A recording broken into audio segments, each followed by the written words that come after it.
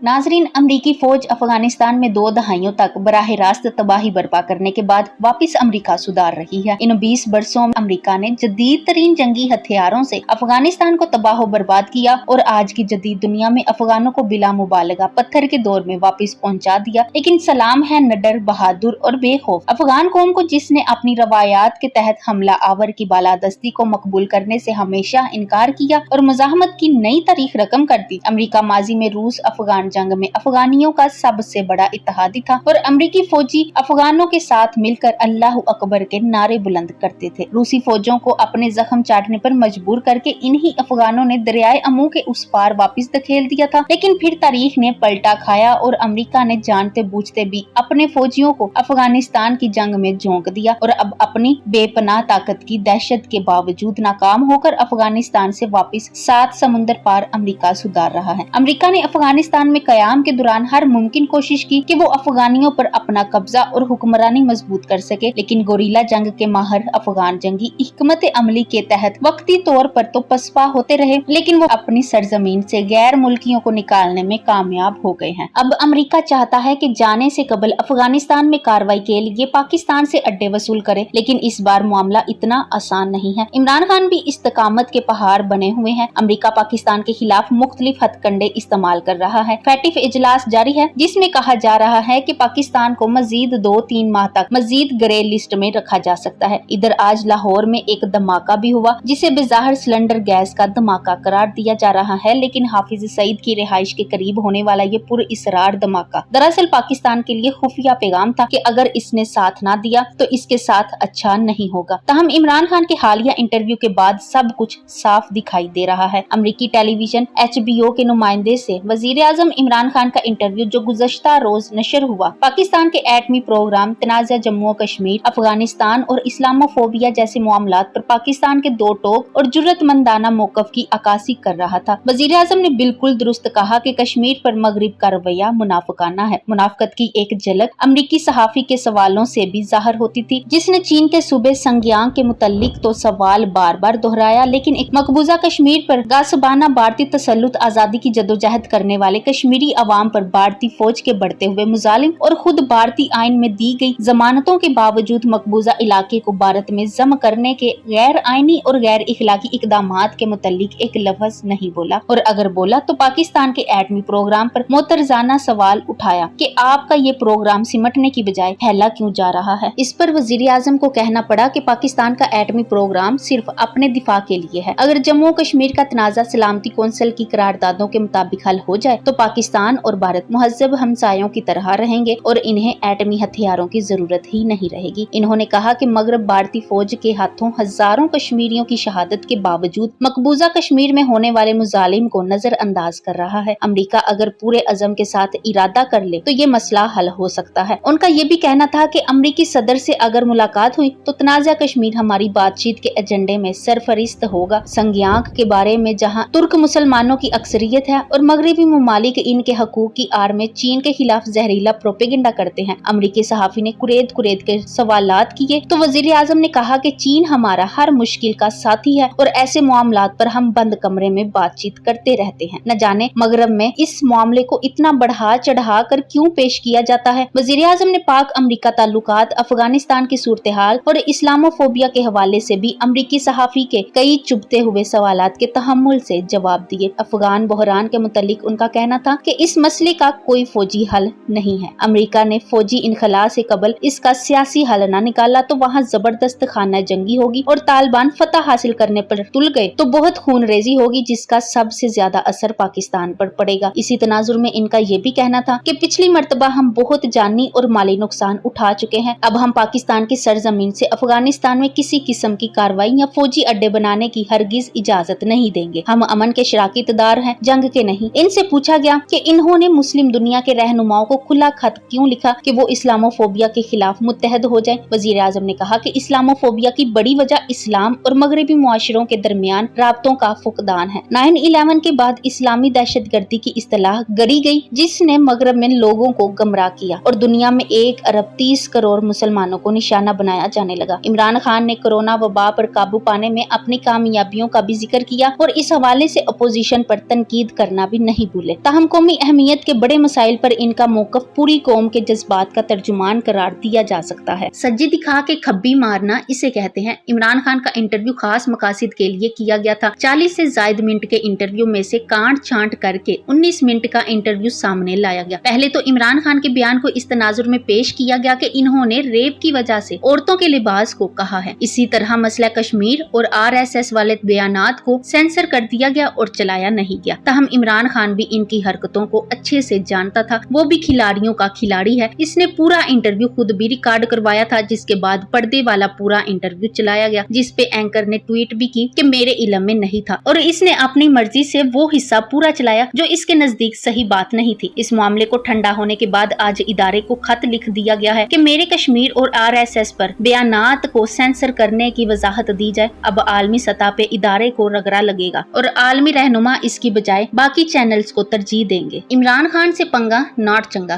क्योंकि जो भी इमरान खान से उलझता है मुर्शद उसे एक बार नानी जरूर याद दिलवा देता है, चाहे वो खुद नानी हो। वजीर आजम पाकिस्तान ने अमेरिका या किसी भी गैर मुल्की ताकत को अपनी सरजमीन पर कोई सहूलत या अड्डे ना देने के जिस वाजे और दो टोक मौकफ का इजहार किया है, उससे हमारे लोगों के जहनों और दिलों में परवरिश पाने वाले तमाम खदशात और वसूसात का यकीनन खात्मा हो गया है। हमारे यहाँ काफी दिनों से मुख्तलिफ हलकों में ये खबरें गर्दिश कर रही थी कि गैर मुल्की दबाव पर कहीं हमारी ये हुकूमत मजबूर ना पड़ जाए और एक बार फिर वही गलती कर बैठे जो 2001 में हमारी एक गैर जमहूरी हुकूमत ने कर डाली थी, और जिसका खमियाजा हमारे अवाम 10-15 सालों तक खुदकश हमलों और बम धमाकों की सूरत में भुगतते रहे। दूसरों की लड़ाई में स्ट्रेटेजिक पार्टनर बनने और गैर मुल्की अफवाज को अपनी सरजमीन इस्तेमाल करने के मुतालिक फैसले में जो कौमी नुकसान हमें उठाना पड़ा, उसका अजाला किसी तरह भी मुमकिन नहीं है। मासूम और बेगुनाह अफराद की जानों का नजराना देने के अलावा बेतहाशा माली और मुआशी नुकसान हुआ, जिसने हमें और हमारे मुल्क को बाकी दुनिया के मुकाबले में कई दहाई पीछे कर दी।